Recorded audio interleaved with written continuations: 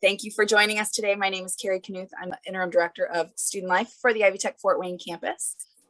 Today, we are very pleased to welcome a discussion about cultural traditions and different religious holidays that are observed. This event is actually part of our diversity awareness certification. It is the last event of the semester.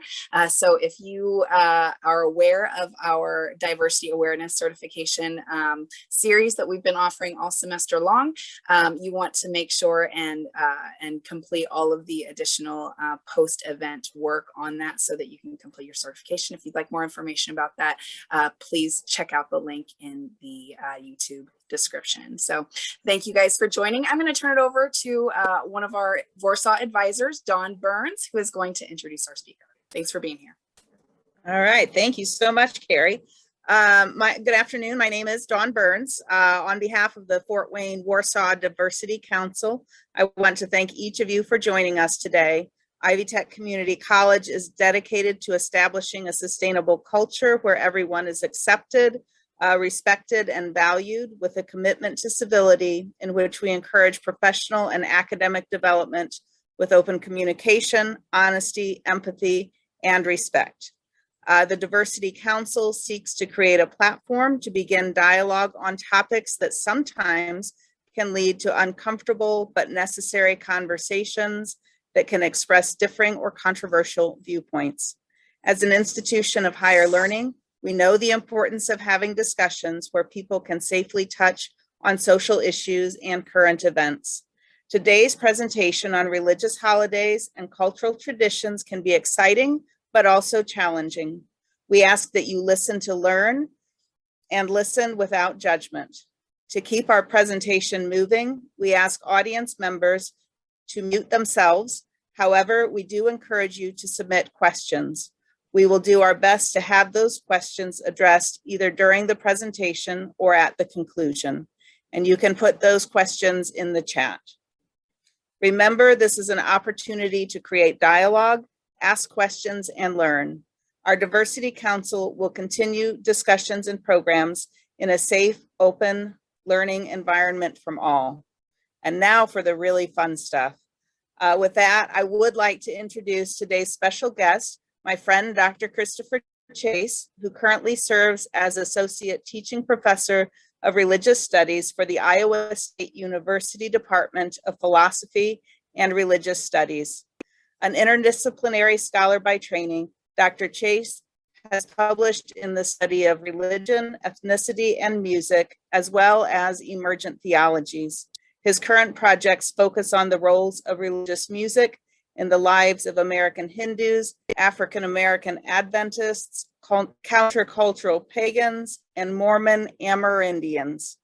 In addition, he serves as review editor for Pomegranate, the International Journal of Pagan Studies.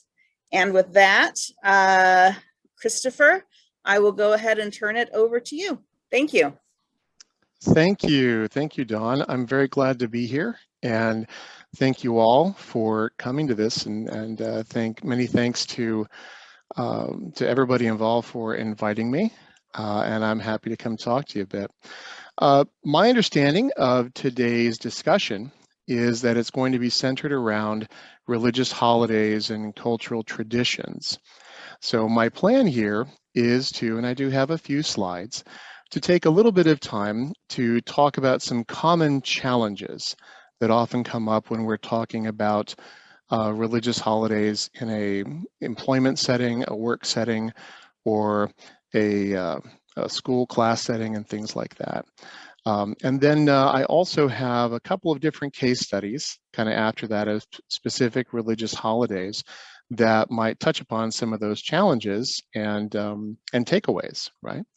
So that's what I plan to talk about here. Hope if I can get my screen sharing going here. Great. So right, so this is what my topic is today, and so I'd like to go ahead and start with that. Now, the first item is actually already in the language that we're using. That is to say, a common challenge in talking about religious holidays and some of the issues that can come up in common spaces such as employment, study, and things like that is the language itself. Because when we use the term, and this is a term that we throw around a lot, we've even used it so many times already, religious holiday. The term holiday itself tends to conjure up certain kinds of meanings for people that might not necessarily fit with the people who practice these particular kinds of observances. Now, of course, language is fluid, right? People think of different things when the word holiday comes up. But generally speaking, if you're like most people that I work with and teach with, a holiday often implies something like recreation or vacation, right? It is usually associated with something that is leisure-based, right? And this is not to say that religiosity can never have a leisure component. It certainly can. But sometimes that sort of assumption can get in the way of understanding what kinds of observances or obligations people can have, right? So that's one kind of challenge we have here. Religious events can mean significant work and significant involvement. And this, of course, depends a lot on the specific roles that a particular person has, right? A person may be attending an event that is specifically timed. They may be either preparing particular kinds of foods that could be timed or abstaining from certain kinds of foods, and that's a kind of work as well. And so they could also be in charge of preparing something or simply attending. And so a lot of times issues about work and involvement and how much effort goes into particular observances is very much an individual basis. And so if there's a situation that arises kind of in an employment setting or a school setting or a class setting, and I can't stress this enough, the best way to avoid any problems before things get started is to communicate. Right. And thankfully, most particular kind of classes that I see, syllabi and such, have language in them about religious accommodations. Many particular workplace employment policies also have this kind of language. So there is a framework already in place, but we have to remember to kind of to perhaps set aside this kind of common assumption of leisure and say, well, this person's getting time off for this or that. Well, they may not be attending class on that day or attending the workplace on that day, but nonetheless, that doesn't mean that they're necessarily getting a vacation, right, or anything like that. So one of the things I want to emphasize in today's discussion is, on the one hand, performing religious observances, which is perhaps in some ways a more technically correct aspect of this. Performing religious observances is a kind of investment. People invest their time, people often invest their money, people often invest different kinds of effort. And they do that because they expect to and usually do get something out of that investment, right? So I'm going to talk about people really as investing their energy. And part of what happens when a person performs religious duties or religious observances is that investment helps create and perform social identity, right? Because religions, whatever else they may be, are generally classified by scholars as collective movements. People practice sometimes individually or in groups depending on the situation and the religion, but there's often a kind of social identifier that comes along with that. And so this is one of the reasons why religious observances are very important to many people. And so the investments they make are really kind of important, including the work and involvement that they put in. My takeaway really from this, or what I would suggest, is to remind ourselves that religious observances are not necessarily vacation or recreation. For many people, the involvement that they put into a particular kind of observance is a kind of work. And this can be work that is either requiring them to produce something or to abstain from something. And this can be in terms of time, as we'll talk about, and also in terms of food and in terms of language, right? So we've already got this kind of issue to kind of work with. So another common challenge is time, as I've mentioned here. It can be easy to, and I do this all the time, right? In my own classes, I organize things in terms of weeks and weekends and what's going to happen every 7-day period, because that's generally speaking in the United States, kind of a common public conception of time, a mostly even 12-month solar calendar. Now, we do have some observances that, of course, don't necessarily occur on the same date every year, right? Thanksgiving is one of those, Easter is one of those, and such like that. But for the most part, most of the institutional life that people participate in terms of employment, in terms of the classes that they're taking, or things like that, tends to follow this kind of calendar. And so it can be easy to forget that religions come out of cultures, and cultures follow many different kinds of calendars. So for example, particular cultural festivals or holy days may follow lunar calendars, and a lunar calendar is not going to map out the same way a solar calendar is, because the relationship between the Earth and the Moon and the Earth and the Sun in terms of time is a little different. The Moon rotates around the Earth roughly every 28 days, which is a little different than splitting up the solar year into 12 months. Other particular aspects, some particular calendars follow a combination called lunisolar. That is to say, an initial date may be fixed by a solar date, a particular kind of equinox or a solstice, but then the actual date of an observance may be a given moon phase after that particular solar time. So it may start with a solar sort of benchmark, but then it moves according to a lunar time, like say the first full moon after the vernal equinox or something like that. Now, this can be challenging. Some particular cultural festivals shift a great deal from year to year, and I'll give a case study of that later on. And part of that can be that the months within a particular year may not even be the same from year to year. For example, in some calendars may normally follow a kind of 345 to 355 year, and then every few years an extra month may be added, and that particular month may have a variable number of days, right? The traditional Chinese calendar would work this way, and there are certainly some other examples. So in terms of time, we're going to be talking about having to juggle different kinds of schedules. And again, communication is really the key. But also, not simply in terms of communication, there is a takeaway I would suggest for those who are in management situations or those who are mapping out time for particular employment aspects or class aspects. Work or school periods may vary from year to year or month to month, or that is to say, the time needed to work during those periods may vary from year to year or month to month. So one can't necessarily say, well, I had several students off for Ramadan this particular year, so I know that's going to happen in this next solar calendar year. Well, maybe and maybe not.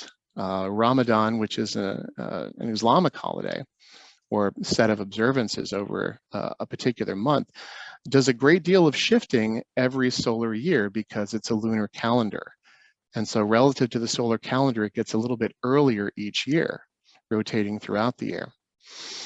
So communication is key, but also making sure that one doesn't necessarily assume that religious observances are going to be impacting work and school periods in the same way from term to term, month to month, or year to year.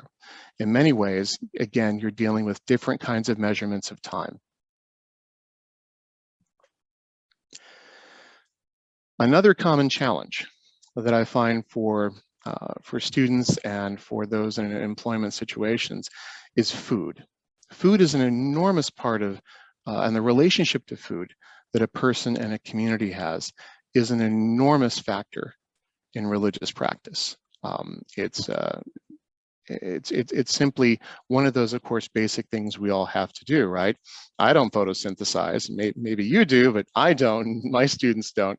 So we always have to talk about making time for food. And because food is such an integral part of life, it is an amazingly important part of different religious observances and traditions.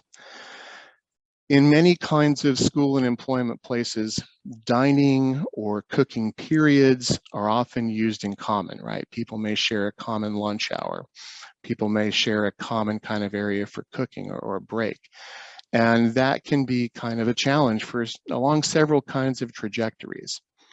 One is that certain religious periods often require fasting. That is to say, abstaining from food or abstaining from liquid consumption for a period of time. And so that person may not be available to be able to dine, or may not necessarily want to be around a lot of intensive eating, because that might be a bit of an extra hardship on them during a particular period of time. Also, some particular religious observances require specific kinds of consumption. That is to say, specific foods must be prepared and eaten at a certain time. And so sometimes these may be foods that are unfamiliar to other coworkers or other students. And because they're unfamiliar, the particular aspects such as smell and taste and cooking time and things like that might also be unfamiliar. Again, communication is key here, obviously, and also just basic sort of respect for the fact that many different kinds of foods exist for many different peoples and for many different reasons. But this is something to keep in mind, because since particular areas or times are often shared in common, we may kind of have expectations, perhaps even expectations we don't necessarily think about in the forefront of our mind, as to how those periods or spaces are going to be used, right? So that's pretty important as well, I would say. So the takeaway from this is that food items and consumption may be either mandated or restricted during particular kinds of religious periods.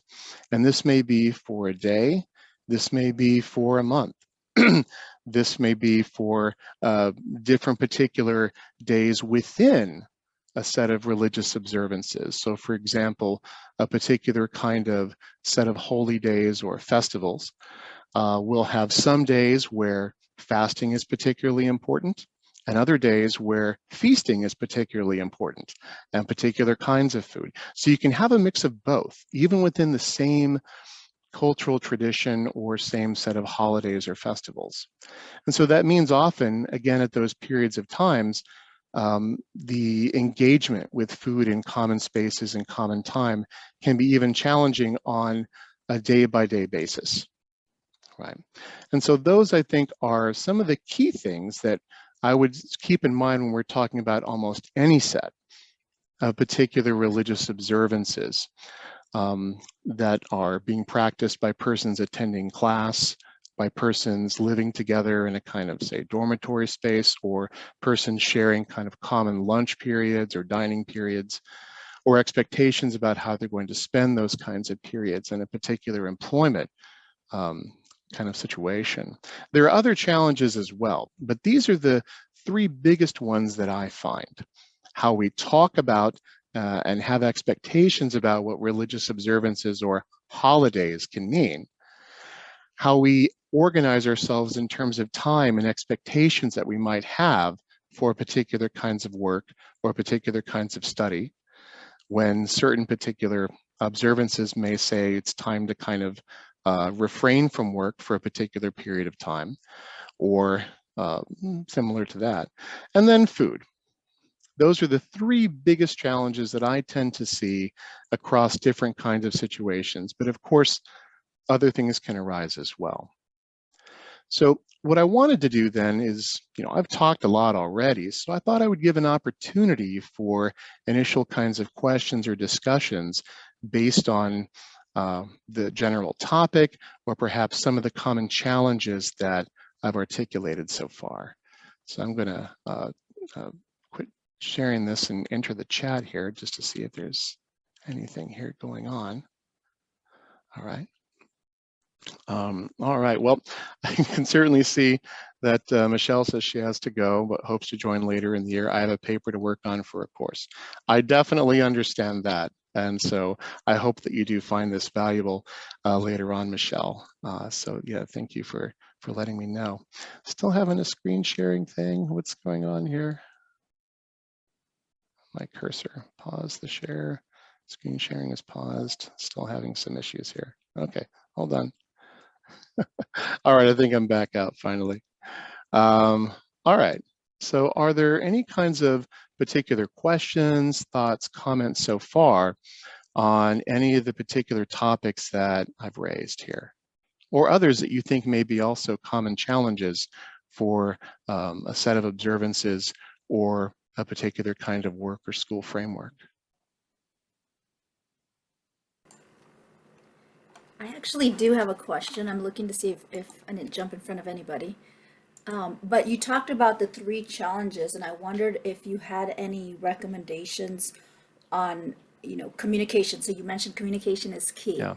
And so how might either faculty members, let students know that they are respectful and they'll acknowledge the time that they need while keeping a schedule, because that's important, right?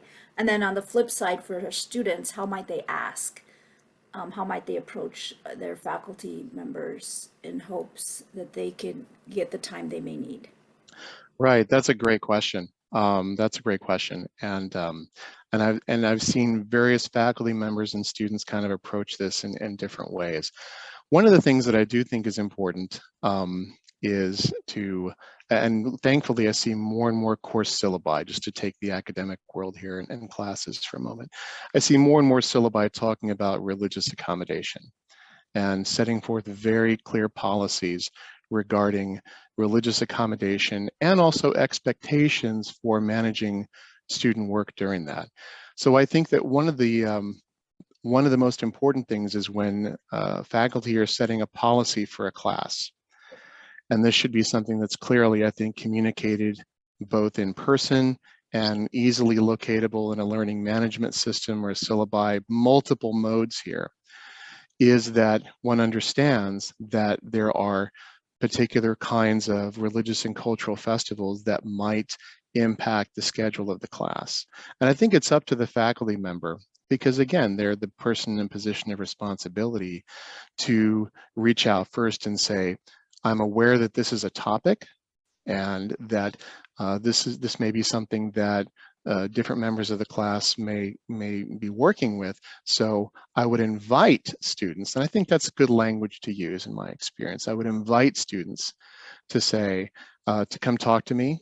Usually, I think it's better handled in office hours or after class, maybe not something that takes up a lot of group time. And certainly you don't want people to necessarily, you don't want to say, tell me now in front of all these people, because again, not every student wants to necessarily have that kind of business or observance articulated, especially if one is a member of a group that feels particularly marginalized, right? So I think it's important to be able to publicly invite students and say, please come talk to me in person. Here is this policy that we have in the course syllabus, and I'm happy to work with you to kind of reschedule around, kind of needs that come up.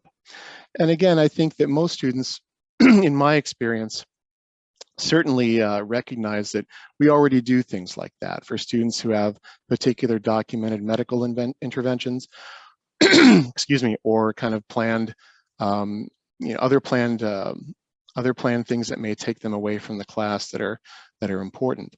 At the same time, it is also the responsibility of the faculty member, I think, that if a student comes with a specific concern, say I had a student, this last term actually, who needed some time for the High Holy Days in Judaism.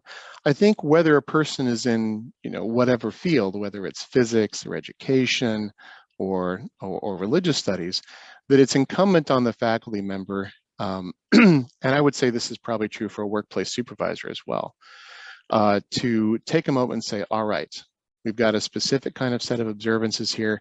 I need to do a little checking to see how this may impact our particular settings in terms of time, in terms of food requirements or things like that.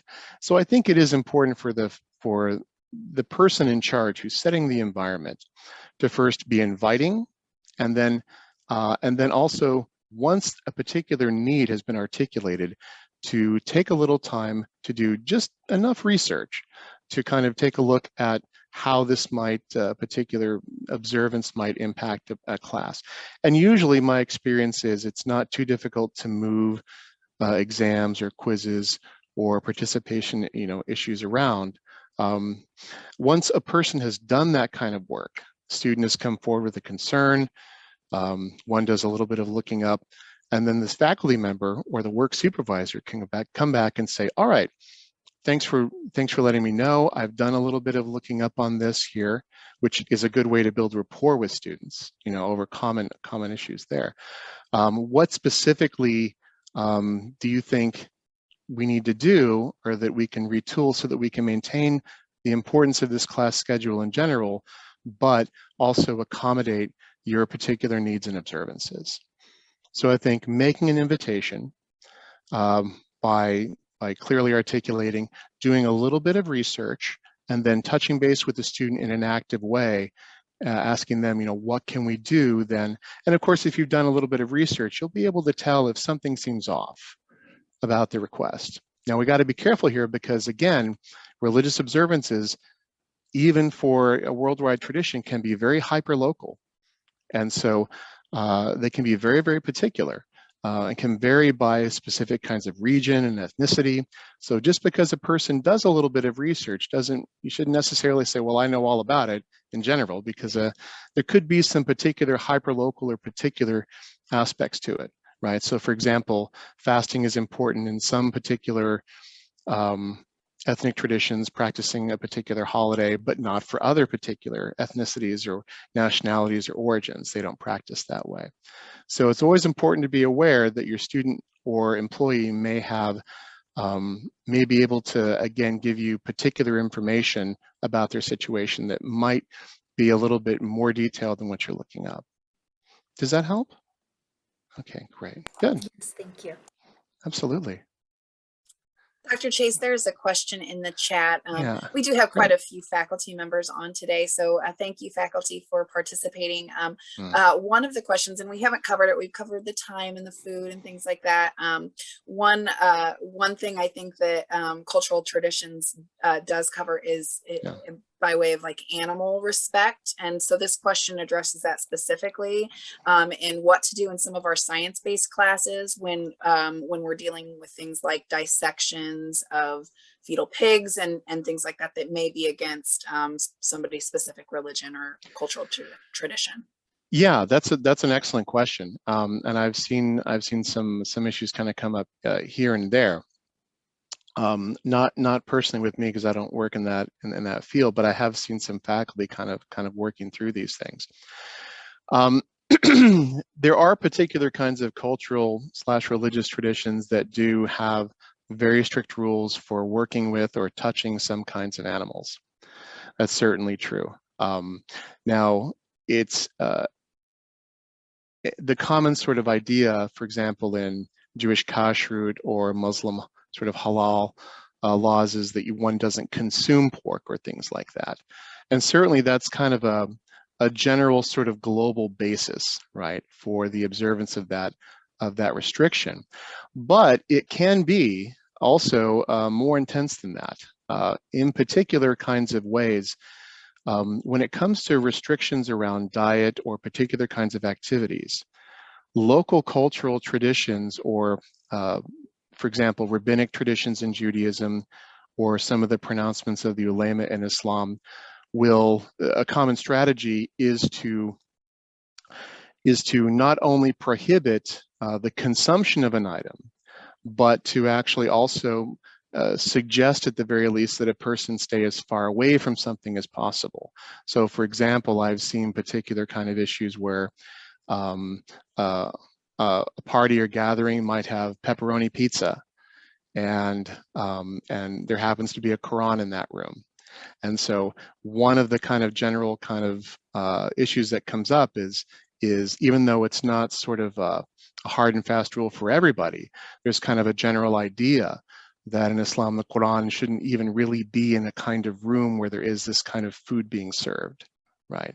So again, that's going to be something that you'll have to talk about usually with an individual student. In particular kinds of situations such as Judaism and Islam, we're dealing here with highly orthopraxic traditions. And what I mean by that is that they tend to focus more on how one does particular activities, more so than what a particular person believes. Beliefs are important, but how one does their Judaism or how one does their Islam is particularly important. And these traditions often don't have a central authority. So it's not so simple as saying, well, I'm going to go look up and see what this one particular rabbi or one particular imam says, because with no centralized authority, persons tend to follow either the authority of their local community, right? So one might see what's going on with the Ames, Iowa, at our mosque here, talk to the imam there, who generally gives advice and interpretation for his community, or the rabbi here. So when it comes to things such as, dissections of pigs and things like that, first of all, of course, in an anatomy class, there's sort of a general assumption that different kinds of dissections are going to be happening. And so, of course, making clear at the beginning so that one can kind of see, at the very beginning of the class, what kinds of animals are going to be worked with and when, usually gives students then some time to think about how they want to approach that. I've seen some situations where, in particular, persons have looked at using kind of alternate assignments, such as studying particular kinds of online mappings of anatomy and morphology and things such as that. I've seen other particular situations where a student goes to their particular rabbi or imam, again, no central authority, so they go to the authority that they follow and talks to them about it and gets specific guidance in that regard. So I think, again, you're dealing with kind of a hyper-local situation there, where I've seen other situations where some persons didn't, for them, it wasn't a problem because they weren't personally consuming it, right? So in that particular situation, getting things out in the forefront, like I said, sort of with statements about religious observances in general and syllabi and class materials, but getting things out in particular and saying, we are going to be working with specific kinds of animals. If there are issues with dissecting, for example, cows for some particular religions, cow hearts or materials there, or pigs in other traditions, please come talk to me and let's talk about it, right? I think generally, the best thing that I've seen, the common ingredient for all of these specific treatments is good faith. Because if we don't have good faith about what people are coming to us with, or we're perceived as not acting in good faith, then there really can't be that kind of any resolution with that. So I have seen some issues there, and I've seen it handled kind of differently, depending on the situation and depending on that degree of students' observance. I hope that helps. It's a great question. It's a great question. I've seen this come up several times with both pigs and cows. Yeah. Any other particular questions before, say, we want to move on to talking about a couple of case studies?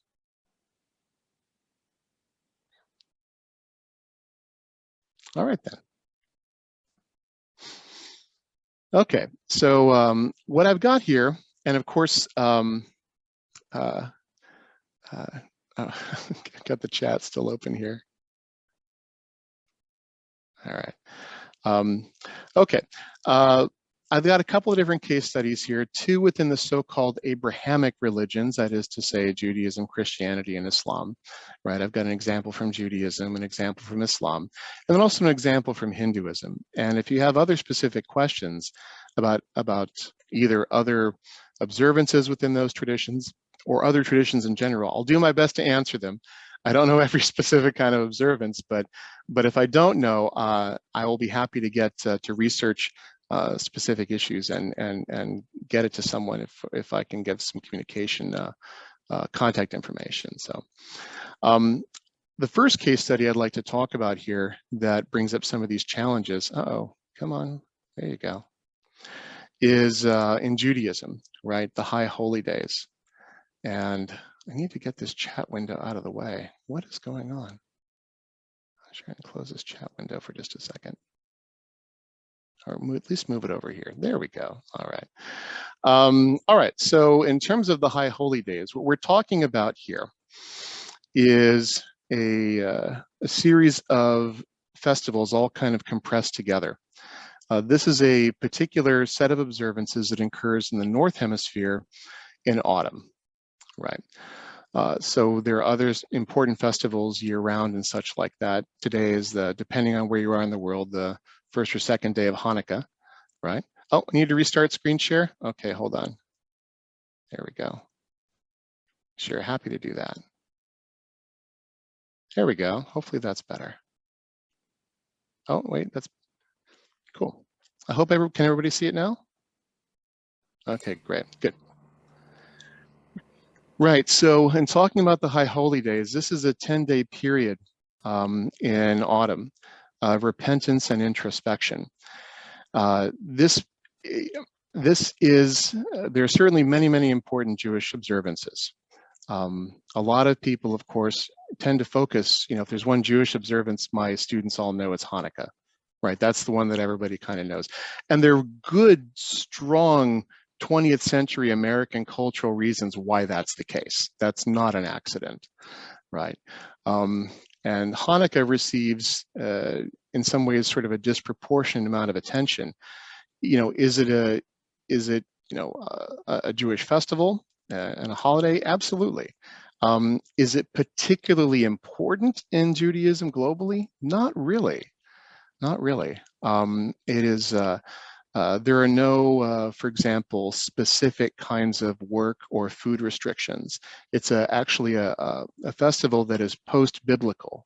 It comes out of the later traditions and sort of studying what happened and reflecting on military victory that's ancient. But the festival itself occurs in the really sorts of gets going kind of through the 3rd and 5th century of the Common Era. So it's not mentioned in the biblical text, unlike, say, the High Holy Days, right? These are the most significant observances in Judaism.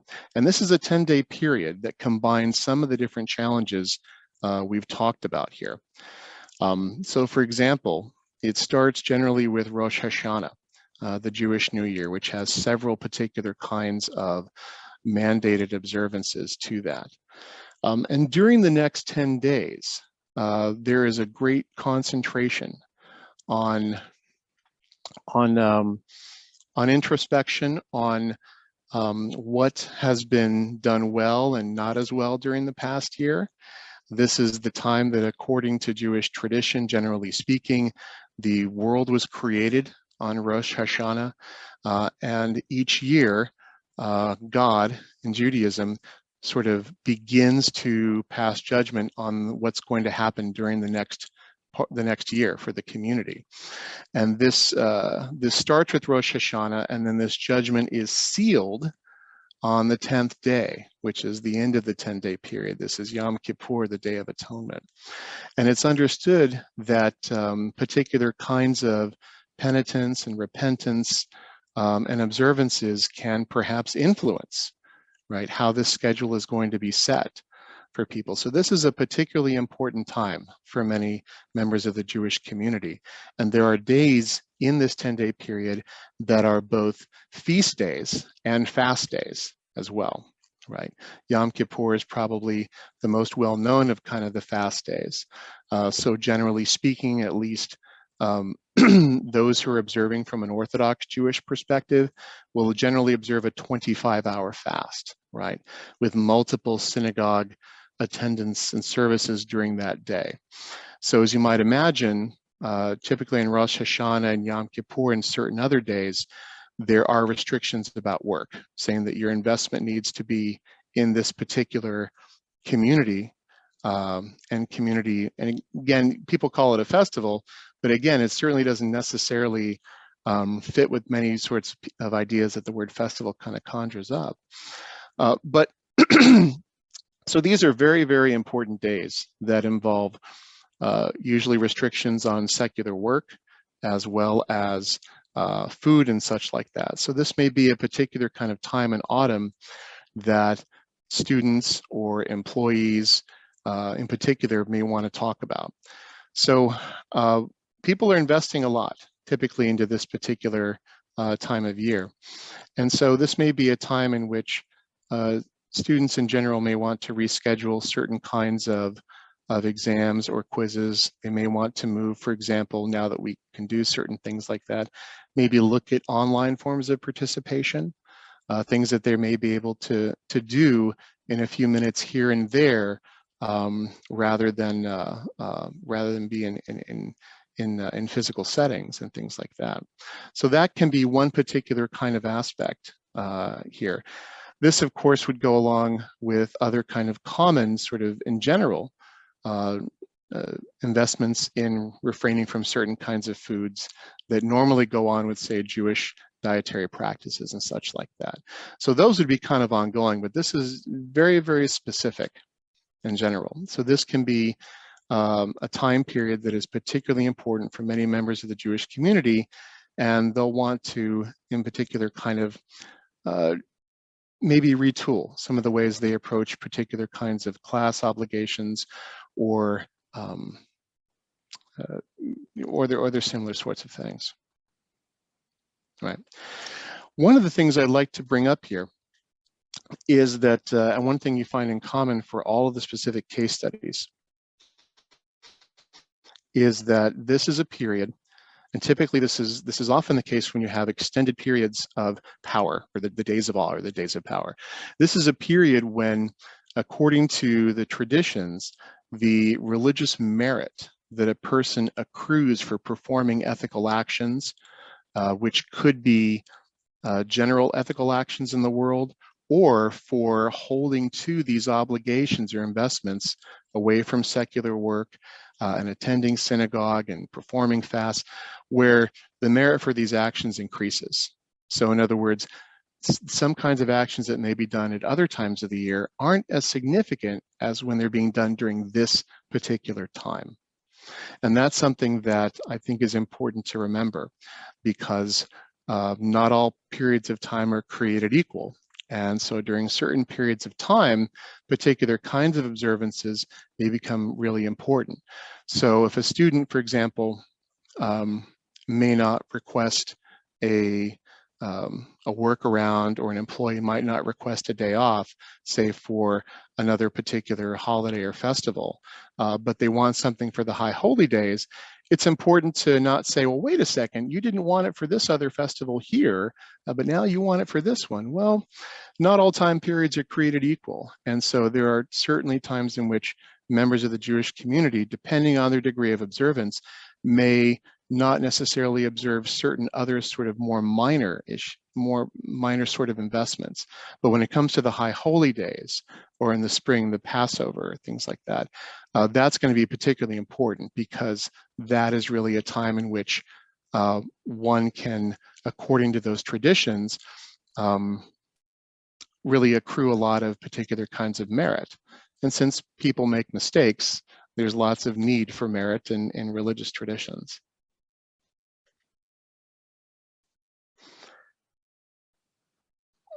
Ramadan. In Islam, in global Islam, there is a lunar season. This is an entire month, a lunar month. So it floats relative to the solar calendar every year. And it can be in North American winter, summer, spring, or autumn. Right. This is a particular kind of very important time for Muslims when, during a period of about 29 to 30 days, depending on the sighting of the new moon and where the new moon is sighted, you have periods of both fasting and celebration. Typically, starting at sunup and going to sundown, persons invest a fast. In other words, they invest their energy and time into fasting from food, water, sexual relations, and tobacco. But Ramadan's not simply also about fasting. There are also specific meals, one that occurs before the sunrise and one that occurs after the sunset, that are just as religiously and culturally important. So it is both a matter of fasting and, in some ways, a matter of obligatory meals or feasting, right? So the pre-dawn meal, which is usually called suhoor, and then the post-sunset meal, iftar, can sometimes present particular kinds of challenges as well. Now, fasting in general, especially during daylight hours, especially during, say, a period in which it's particularly hot outside, can be a challenge, right? And it is important to point out that, again, while this is generally obligatory for Muslims worldwide, there are, of course, particular exceptions for persons based on, again, guidance from different scholars, for those who are, say, diabetic, for those who are menstruating, for those who are pregnant or breastfeeding. And so those persons may postpone certain kinds of fast days till later in the year or perform other kinds of activities for those. But in general, this is kind of going to be a more general kind of obligation for everyone. Now, these meals, again, are often prepared very early in the day. So, for example, a person preparing fresh food, cooking from scratch, might get up at, say, 3:30 in the morning to do that. If food's being prepared kind of beforehand, maybe 4 or 4:30. So there's time for food and time for prayer, and then the fasting period begins. And then, of course, then you have a meal afterwards. And so this involves kind of prescribed times for fasting and feasting as well. And so that can be, for some particular kind of employment shifts, a kind of challenge. The meal, certainly the iftar meal, the post-sunset, is traditionally a communal meal. Yes, a person could break a fast personally, but the idea of gaining more religious merit, which again occurs at this time, happens if people do this in community. So it's popular for people to go to the local mosque or to meet with certain people to eat a kind of prescribed meal to end the fast for that day. This again is a period in which religious merit for your actions increases. According to Islam, this was the, just as, Rosh Hashanah celebrates the creation of the world, Ramadan celebrates the revelation of the Torah, which is honored in Islam, the Gospels in the New Testament, which are honored as revelation, the works of the prophets, and of course the Quran, the most important scripture in Islam. And so this is a time when God in Islam is said to have drawn sort of near to humanity to give these specific kinds of revelations.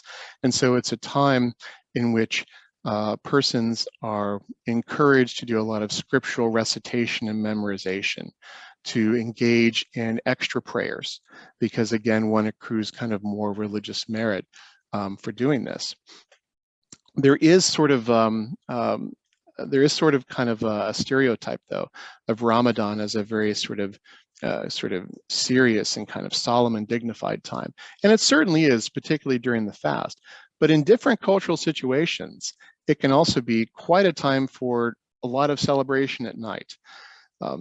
Many years ago, I was fortunate to spend a little bit of time in Morocco during Ramadan. And I was told, okay, certain kind of guidelines for how to interact and do things respectfully during Ramadan, and it happened to be during the summer, and I was hot and tired, so I went to bed, and I was like, boy, I'm going to get a great night's sleep. And about 2 hours after sunset, this was in the capital city, Rabat. The streets just erupted with parties. And so this is a time in which, I was expecting, that everything was going to be kind of, again, solemn and dignified. And it certainly was during the fasting period, but during the celebration period afterward, it was, there's, tons of noise, tons of food. I couldn't get to sleep till like 2 a.m, because that was the celebration there. I do see, I think, a question that's come up. I'm not sure if my chat here, I can't grab the chat. I can read it to you if it helps. Oh, please, that'd be great. It says, I do have a question as far as how things such as communal meals during Ramadan work in a work setting now that we have the issue of COVID. That is a great question. I've seen different, and not simply in terms of employment, but different mosques have handled this differently because again, that is a concern. And the vast majority, in fact, I'm sure that there have been some mosques where they haven't taken it seriously in the United States, but I can't think of any. All the examples of mosques I can think of that I know of have taken it really very seriously. And certainly in a workplace. Well, in a workplace situation, there isn't, or even within a mosque situation there isn't a specific sort of guideline as to how close people need to be. And so I've seen some particular mosques, especially during kind of last year, during 2020 Ramadan, what they were doing was they had people coming over and preparing meals, or they'd prepare sort of a potluck, bring it over, and people would arrive, pick up a meal that's made or kind of put together at the mosque and leave. Right, so as to minimize kind of personal contact. And so that, again, was sort of what they adapted to. Islam is a tradition that, again, has no central authority. I mean, no central human authority, I should say, right? There's no one pope, or there's no one person who essentially everybody agrees on in terms of following guidelines. And what that means is that gives particular challenges for that religion, but that also says that it's very adaptable to local conditions. So what happens in Ames, Iowa might be different than what happens in Des Moines, Iowa, or Oklahoma City, and can be dependent on the specific religious authorities in those areas. One of the things that you find in traditions such as Judaism and Islam, whereby you have specific kinds of local authorities, is that they take a lot of account of history. In other words, there certainly have been pandemics in the past during which that were highly communicable diseases. How did Muslims deal with that? And so what some of the scholars have done is they have made particular kinds of guidelines set on how things have worked in the past for those who have recorded how specific outbreaks and pandemics were managed during Ramadan elsewhere. And so there's actually a lot of different sort of historical guidance in a lot of these religions as to how to sort of deal epidemiologically with things that are known to be communicable. Right? So there is a well of experience that many particular kind of authorities kind of go on. In a work situation, if a person is, if a person, generally speaking, I would imagine, I can't say for sure, but in most work situations, by now I would sort of think that general sort of COVID guidelines are sort of well known, and so within a flexible sort of situation such as an iftar meal or such like that, typically I've seen many different kinds of solutions. For those who want to work, who want to engage at work with that, probably would follow the kind of whatever guidelines are already set up for use of the common break room. If a work situation says we're just not going to use this common dining area because it poses a risk, then there are different ways people can kind of accommodate that. Most of the time, iftar meals tend to be done either with family or close friends, or at a place like a mosque, although sometimes you do have, workplaces that might have setups for that and such like that. Again, it also depends on, what shifts you're working, right? There may be a difference if you're working kind of an evening shift that incorporates both part of the fast and the iftar as well. But typically speaking, those are kinds of situations where, of course, you'd want to talk to the people sort of setting workplace policy, and an individual who has questions would probably consult their local imam, and say, look, here's this kind of situation, or at least look at kind of what the mosque is doing. So that's how I would answer that. That's a great question. There's lots of different experiences in religions for dealing with pandemics. Ramadan is not so much of a challenge compared to the Hajj, which is a yearly pilgrimage concentrating about 2 to 3 million people in around a 50 to 60 square mile radius in Saudi Arabia every year. And for a very long time, Saudi Arabia has had a lot of experience and a lot of things that they do to micromanage disease transmission in that space, because things, of course, can get really out of hand quickly. In some cases, the particular country, Saudi Arabia, has canceled the Hajj for that year. And that's a requirement that able-bodied Muslims be able to perform at least once in their life, is to do this pilgrimage. That's probably the bigger challenge for many Muslims. And in general, a lot of the challenges are pilgrimage oriented for many religions, because pilgrimages are often either a collective people going together and moving from place to place, or you're personally going to an area where lots of other people are gathering, which of course is a perfect sort of storm for epidemiology, right? So there's definitely a lot going on in those religious traditions about how to deal with pandemics. Yeah. Other questions so far?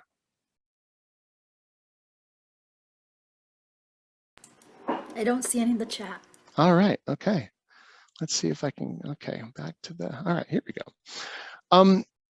Okay, so I have an example here from what's often called a dharmic tradition, that is to say, not an Abrahamic tradition, but one of the traditions that originates really in South Asia, and that is Hinduism. Of course, there are many religions that come out of a South Asian context and have sort of spread globally. Hinduism is one of these.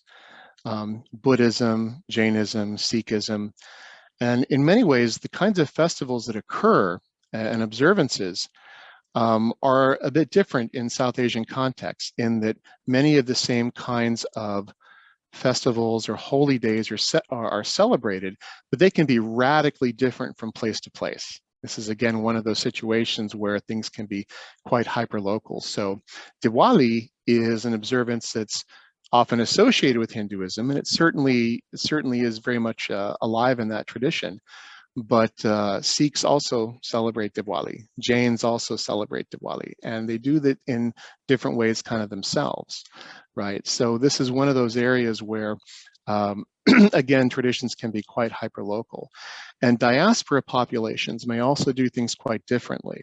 So for example, among Hindus in the Caribbean, or in, say, Guyana in South America, which is a country where Hinduism is the largest religion, their fasting traditions during Diwali are particularly important. Whereas in some other Hindu diaspora populations, or on the South Asian subcontinent, it's not, generally speaking. But again, your mileage may vary here. This again is, as far as the North Hemisphere is concerned, this is an autumn festival, typically around 5 days, that follows a lunisolar calendar. That is to say, timing is dependent both on lunar aspects and solar aspects. Here, there are lots of different kinds of investments that people put into this. Depending on, again, the location of persons either within a particular diaspora population or coming out of that, right? So maybe you have a person whose family is from Guyana or Trinidad, and they're Hindu, and they're following their particular kind of culture and family's interpretation of it. They may have particular kinds of challenges with fasting, whereas other people might not, right? Cleaning is very, very important here. So time to be able to clean one's house. Rituals are often very timed in general in many Hindu kind of traditions and festivals, and this is very true here. Many particular kinds of businesses, especially in where you have high concentrations of Hindus celebrating Diwali, will close especially in the evenings, because that's understood to be often a time to celebrate particular kinds of family relationships. So one day in particular emphasizes siblings, brothers and sisters. Another one emphasizes often mothers, right? And there are other days that specifically have very strong religious and ethical and scriptural sorts of celebrations, celebrating good over evil in a particular kind of battle between gods and demons that occurred. And so there can be some kind of abstention from work, depending on especially what time of day we're talking about. You're probably more likely to come into situations where if a person tends to work during the day, they might be able, they might not have that same kind of needs, for example, as a person who's working during, for example, the evening, that might in particular need time to engage with family, right? Because most of those celebrations tend to happen in the evening as far as families are concerned. But so this can be, again, a time in which for many populations, religious merit, again, is at a premium, right? So celebrating particular kinds of relationships, engaging in some particular kinds of sacrifices, certain kinds of, again, it's very kind of hyper-local in this particular case, sort of increases one's religious merit. So this is a time in which the particular person's in a work situation, and sometimes I've seen in some kind of academic situations, may want a little bit of extra time off too. For example, this gets back to one of the issues we talked about before, which is, again, it's not necessarily simply attending a particular ritual or participating in something that's already set up, but in a lot of particular college campuses, student associations, South Asian student associations will often put on Diwali celebrations as a celebration of culture. And that takes preparation. That takes time. And sometimes that can happen in the evening, you know, in the month prior to it is very common for that. But there also may be times that people need off. And, you know, sometimes we have classes in the evening, right? Not all classes are between 8 and 5. And so it may be necessary for particular kinds of students or others to be able to practice some of their particular sacred dances or songs or things like that that are kind of there to invest themselves in this particular festival.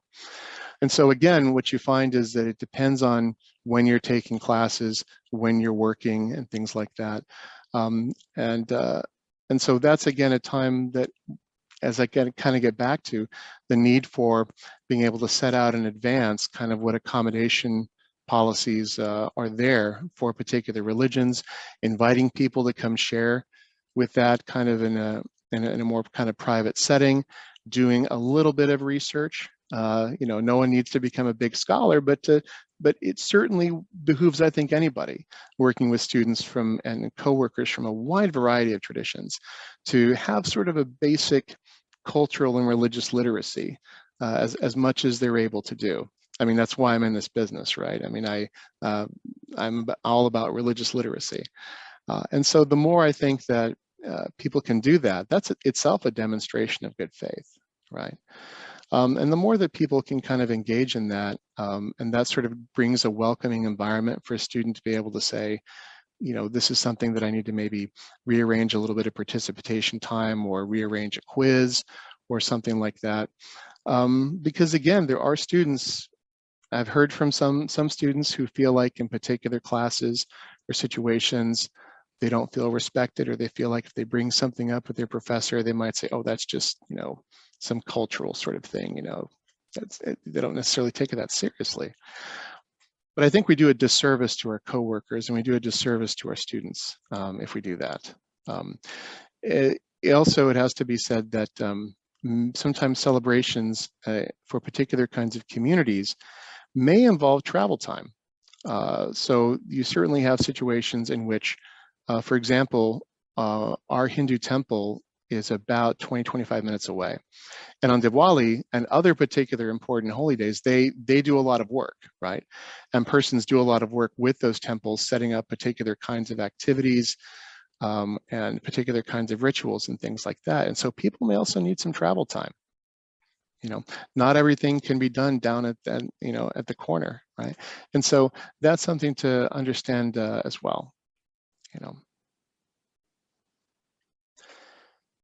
Any particular thoughts, questions, or comments on Diwali or Ramadan or High Holy Days, or maybe other particular kinds of situations that pique your interest?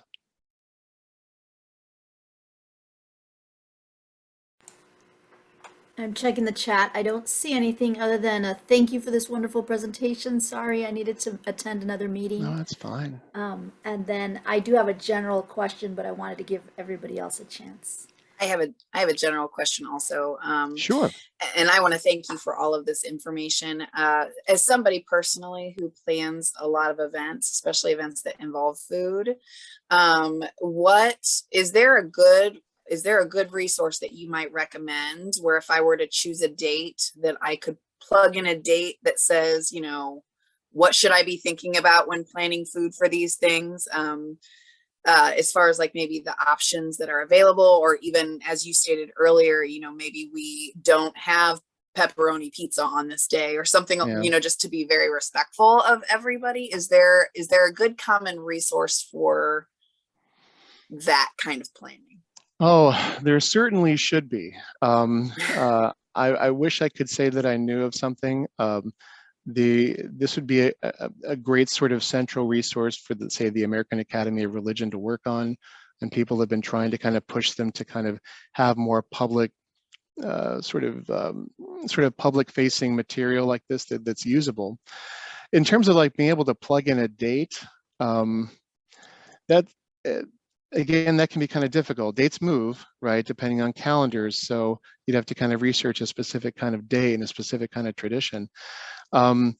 I can't think of anything specifically. What I would generally kind of suggest is that, and it's not a perfect solution, though, is that if you know you're going to be working with different kinds of populations, especially different religious and cultural populations, it's just a good idea in general for those engaged in planning or policies to have a phone number or at least a contact information for a person at a local church, synagogue, temple, or mosque. And it doesn't necessarily have to be a minister or an imam. It can be somebody on the board of directors, which is often the case in the United States, that temples and synagogues especially have sort of boards of directors of laypersons who then go and hire ministers and stuff. And in my experience, it's usually very easy to reach out to somebody on the board of directors, a quick email saying, I've got a particular kind of thing I'm planning here, or such like that. Is there any particular advice on foods to have or foods to avoid? Something like that. And in my experience, at least, whether it's the minister or a religious specialist, or whether it's a member of the board of directors, everybody I've ever interacted with in that regard has been thrilled to get any communication of that regard. I mean, it's been like, oh my gosh, you're actually reaching out and asking a question. I love you. It really is the idea, because unfortunately, oftentimes those aren't questions that people are thinking about when they prepare specific kinds of foods or things like that. And again, that's not necessarily there for everybody all the time. Not all communities can kind of do that. But I do think it's important to at least have, if you're engaged in any kind of festival or event planning, I think it is a good idea to have in your Rolodex or address book just a contact information for someone at the local mosque, a local temple.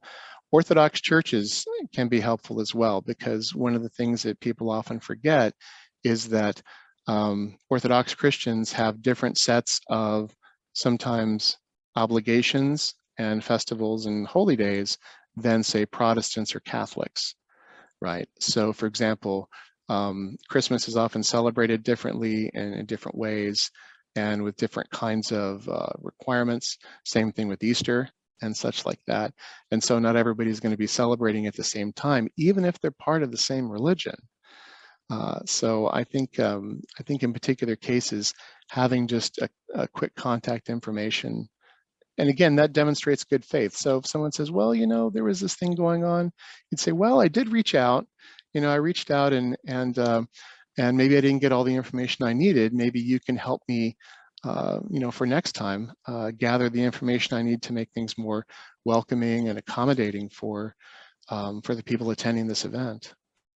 But no, I wish there was sort of something you could just plug in and get, but I'm not aware of anything like that.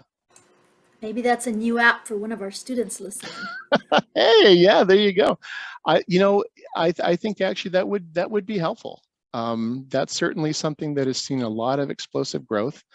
Are religion apps, and some of those include specific guidelines and prayers for specific religious holidays, right? So I know, for example, I used to have an app that would have particular kinds of prayers, informal prayers or invocations called dua in Islam, that you could simply say, all right, I want a dua for suhar or iftar. So you just look up, boom, and there it is. There's some common little invocations that go with that. And I think that something like that is helpful for a lot of different people. And I suspect that that's going to actually be really helpful. And so I think that would actually be a great app to have. And you could update it with different calendar information as months and days and times change. All right, I didn't want to hog up all the questions, but if anybody No, it's before fine. I jump in? Yeah. Okay, so my question has something to do with here at Ivy Tech, our diversity council we're given permission to create a meditation room. A little bit on what you talked about, right? One of our students brought up the fact that they can't travel back and forth from home to school to go pray 5 times a day. And it Right. makes it difficult to come back to campus. And so we talked about creating this meditation room. We got permission. And so as I'm listening to you talk, I'm like, okay, put a sign on the door that says no food or drink. And then I listen to you talk some more and I'm like, wait, should we allow food or drink? And so part of my question is, do you have any thoughts on maybe, and this could be a loaded question, but do's and don'ts in creating this meditation room as we move forward, as we get started? Yeah, that's a really great question. I've actually been working with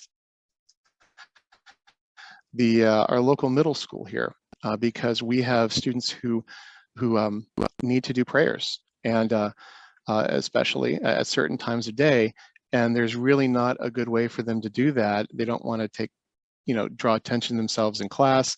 They don't want to always have to go to the office, and where there might be, and they're not really set aside for that. And so that's something that I've been kind of working with, and thankfully some of the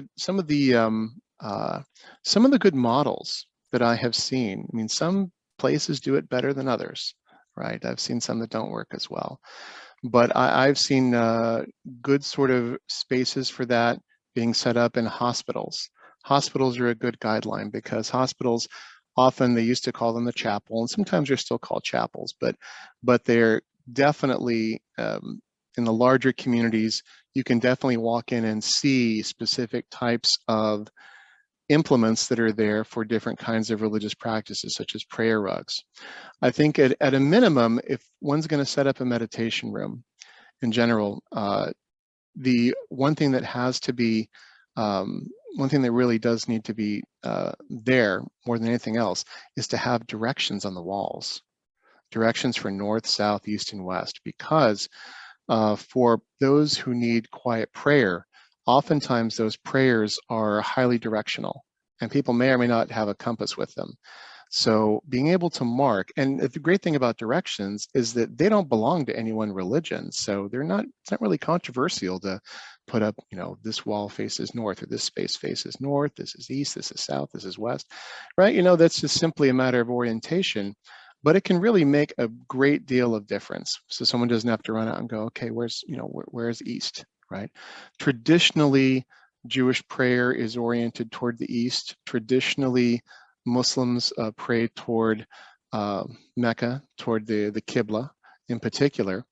And at least traditionally, this is often true for Christians as well. A lot of churches are oriented specifically so that their doors face toward the east. And that's for specific religious reasons, right? So I think one thing that's important is to have directionality notated. And that's a simple thing to do usually for most communities. When we're talking about meditation rooms or spaces, certainly some are done better than others. Some have attracted more controversy than others. I think that when we're talking about especially a public sort of institution, and I'm assuming that Ivy Tech is a public school, is that correct? Okay, great.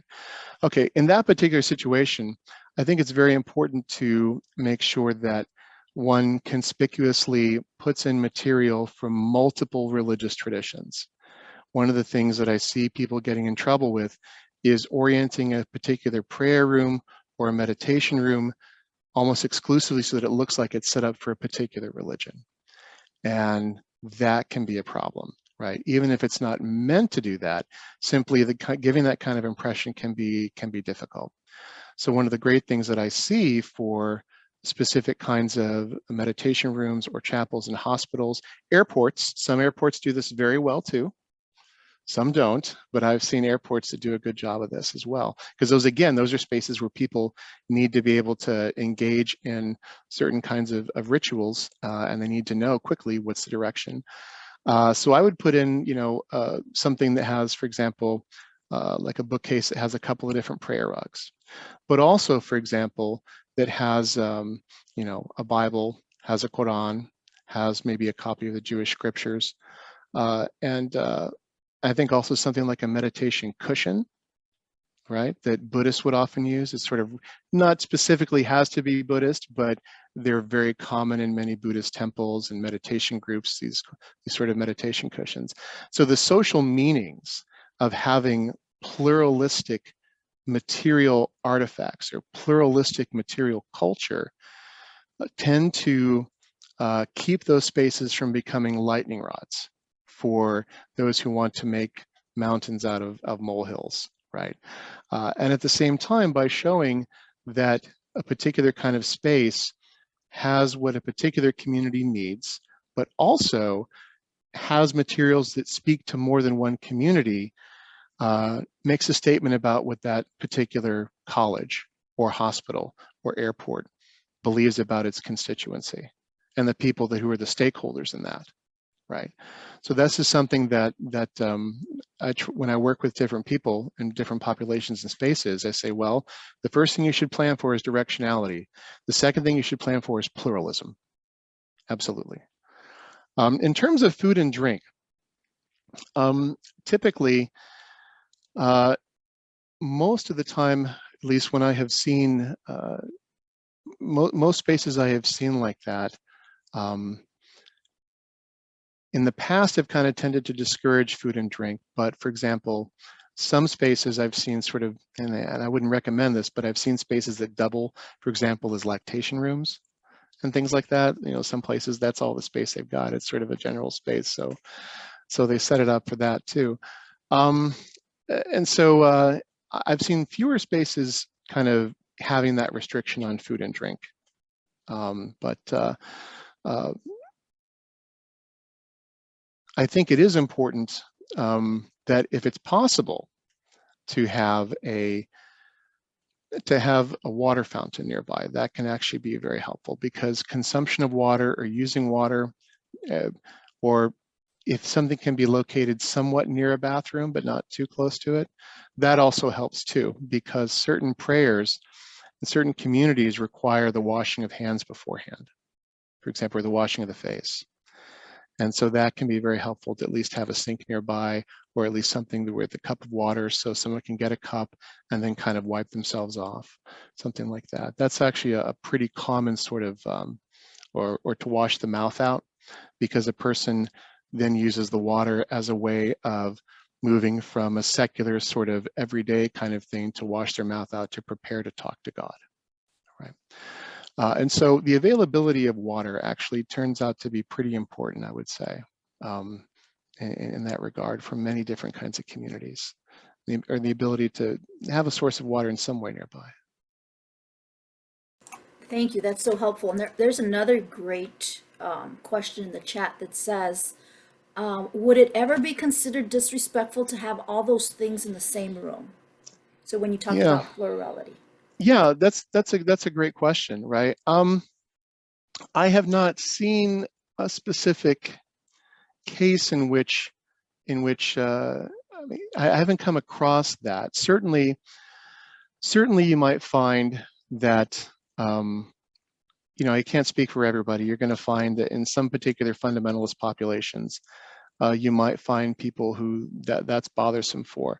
But the issue is that if you're a public space with public stakeholders who, and those stakeholders are people of many different religions and no religion, that in general, one can always kind of fall back on that and say, we've got lots of different stakeholders here. And it's a space where that as long as we have to share a particular space, we need to make people feel as comfortable as possible. And so there might be certain things that you might not want to put in there, right? I mean, it may be easy to go, well, let's put a Quran in there and a Bible and things like that. That's great, but one thing you don't usually want to put in is a full copy of the Hindu Vedas, right?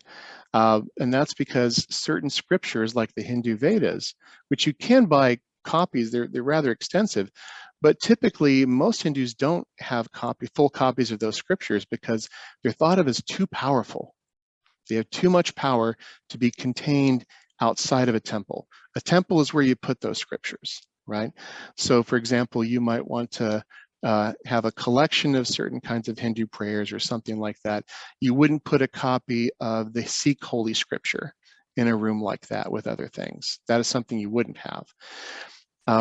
In that particular case, because in Sikhism, the scripture, the Guru Granth Sahib, is understood as an other than human person, and the scripture's proper place as the full scripture is in a temple, which is called the House of the Guru or the Gurdwara. Now, I doubt you'd be able to find, there's only one printing house that makes those, and anytime a Granth is shipped out to a new temple, it gets its own plane and its own escort to go there. But I'm just using this as an example that you wouldn't necessarily want to put all different kinds of scriptures just willy-nilly in there. You'd want to just take a little look at what generally would be appropriate in a public space. And sometimes it's nice then to look at what the local hospital is doing, because they've usually looked at that. Hospitals and sometimes airports often have chaplains, right?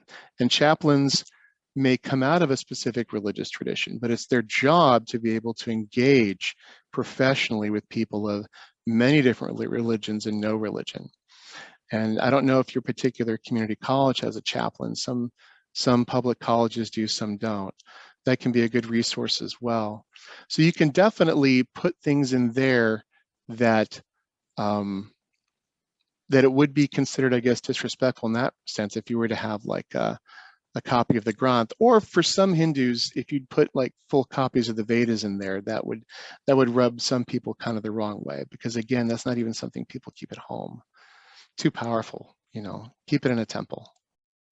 Now, one thing I might not necessarily do in a particular space like that is I wouldn't necessarily install iconography, right? I wouldn't necessarily put up pictures or things actively mounted of, say, deity images or crosses or or something like that. I would avoid mounting on the wall. I mean, you maybe could put something in a locked cabinet. I've seen that where like particular implements are in kind of a locked cabinet, because you don't want people to steal things, right? So, and sometimes someone else close by has the key. And so if you want to put something in particular in there that might be important, but I would in general avoid mounting any kinds of explicit iconography on the walls. I would avoid human images, right?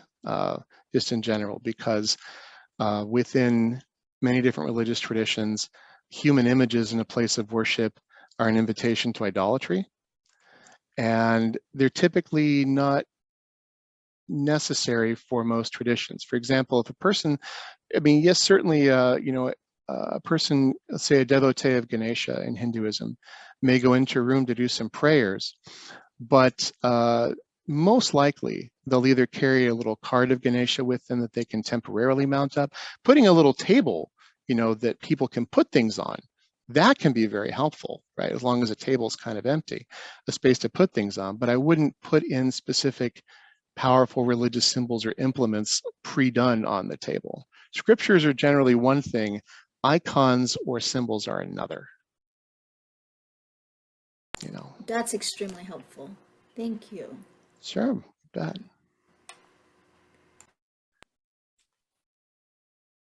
All right. Dr. Chase.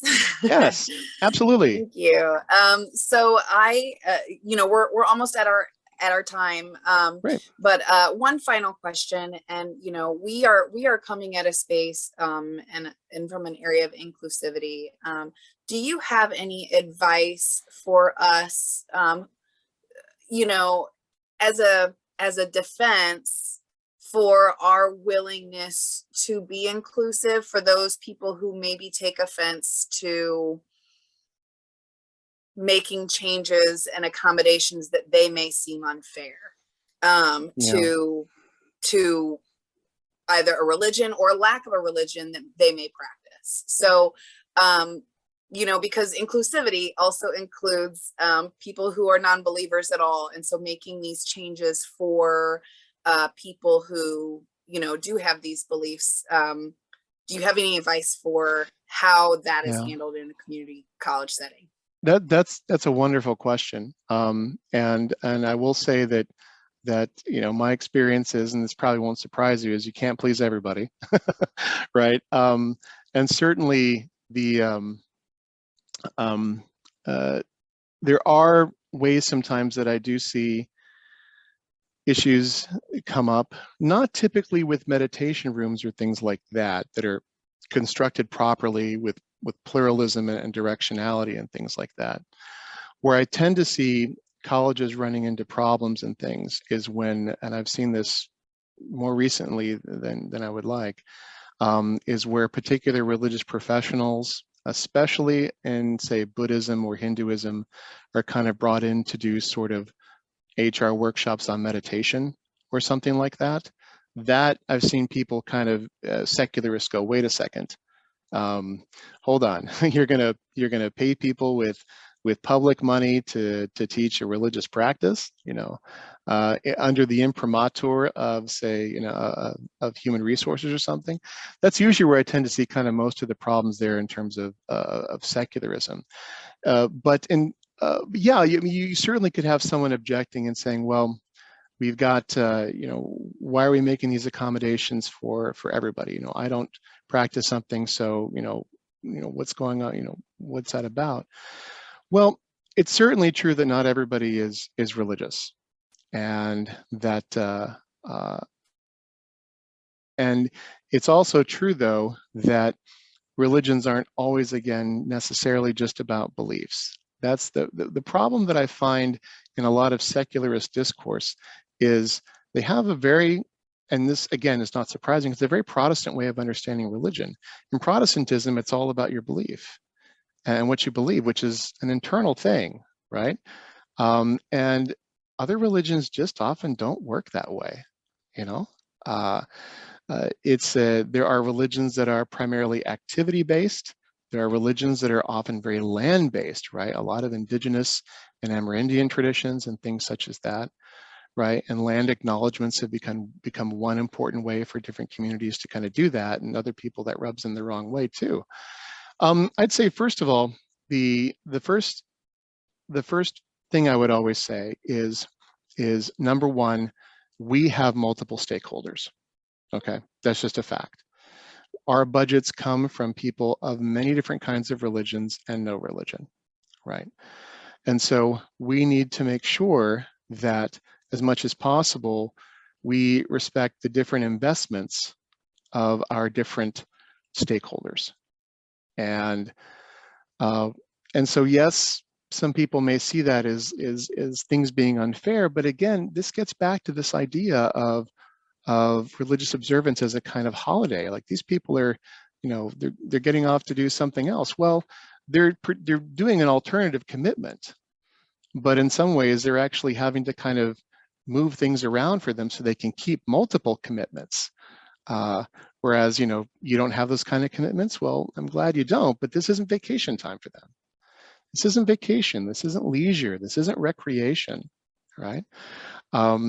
This is, if the requirement for that day, is no secular work, a 25-hour fast, and being at the synagogue, that is a lot of work. That's a lot of work. And that's something that, again, is likely to not only impact that particular day for that student or employee, but engaging in practices such as long fasting, that's something that takes a recovery period as well, right? And so this person is trying to handle multiple obligations, and these obligations are to some extent protected by law, right? We do have particular kinds of laws about, and I'm not a lawyer, but we have particular kinds of laws that talk about the need to make specific kinds of accommodations for different populations. And the key, I think, is identifying issues of public stakeholdership, and on the other hand, understanding that everybody is operating in good faith and engaging with even critics in good faith and saying, I get this is not where you're at, right? But in some ways, we have to speak to our populations, right? I'm not, we make accommodations all the time. We make accommodations for accessibility for people with different kinds of needs, whether those are needs based on physical health, mental health, body shape, body construction, or religiosity, veteran status, things like that. If people need to go in the National Guard, they're called up, we make accommodations for them, right? And if you're not in the National Guard and you don't need those accommodations, well, okay, well, then that's not something for you. But we do accommodate for different kinds of statuses all the time. And we have stakeholders who are of these statuses all the time. And so that's what we need to do. We have to be able to, again, be as inclusive to all of our stakeholders as possible. And that means students, that means taxpayers, that means the legislature, right? And so that's what we do as an institution. That's not going to please everybody. It's not. It's certainly not. But as long as particular institutions, businesses, or universities are framing things as pluralistic accommodations to multiple stakeholders, and not compromising, of course, the core values of that particular institution, right? As Dr. Alvarez said, I mean, you've still got to have a class schedule. We've still got to be able to get accomplished what we need accomplished. And so to the extent that we can do that, that's just going to be all to the good. It's always a balance of competing interests. You've got to get done what needs to be done. At the same time, you've got to speak to the needs of your different constituencies. And that's not a perfect answer, I know. Real quick, I see in the chat, it says, thanks, Dr. Chase. I enjoyed your presentation. I have to run. All right. Absolutely. Thank you for being here. I want to thank everybody, whether you asked a question or not. I hope I gave you some important things to think about.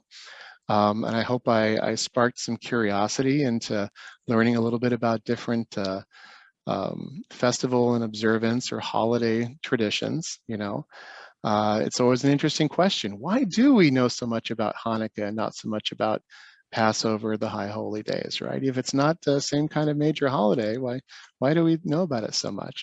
And those are kind of questions that I think really spark a lot of intellectual curiosity, right? And ones that I think are always fruitful, right? Because no matter what your education plan is, no matter what you're studying, no matter what particular field that you're working in, you're always going to have to work with people of many different kinds of backgrounds, with many different kinds of cultures, all of who will have stakes in your project or your class or your field, whether it's architecture, whether it's music, whether it's vertebrate morphology.